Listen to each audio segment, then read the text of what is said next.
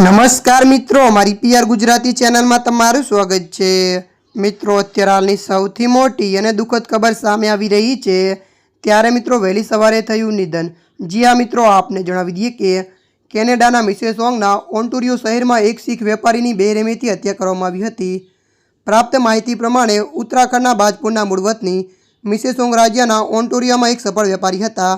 વધુમાં જાણવા મળ્યું છે કે કેટલા સમયથી બળજબરીથી પૈસા પડાવવા માટે તેઓ ઉપર ફોન આવતા હતા।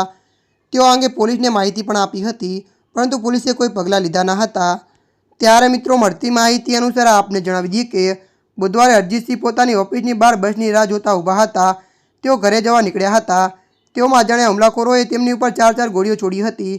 તેઓ ત્યાં ઢળી પડ્યા હતા। હુમલાખોરો બાઇક ઉપર એક ક્ષણમાં રવાના પણ થઈ ગયા હતા। ત્યારે મિત્રો મળતી માહિતી અનુસાર વધુ જણાવી દઈએ કે પોલીસે જણાવ્યું હતું કે હજી સુધી તે હત્યારાઓની કોઈ પતો લાગ્યો નથી, કોઈની ધરપકડ પણ થઈ નથી। ત્યારે મિત્રો હાલ માટે આટલું। મળીશું નવી અપડેટ સાથે। જો તમને અમારો વિડીયો પસંદ આવે, લાઇક, શેર અને સબસ્ક્રાઈબ કરી નાખજો। ધન્યવાદ।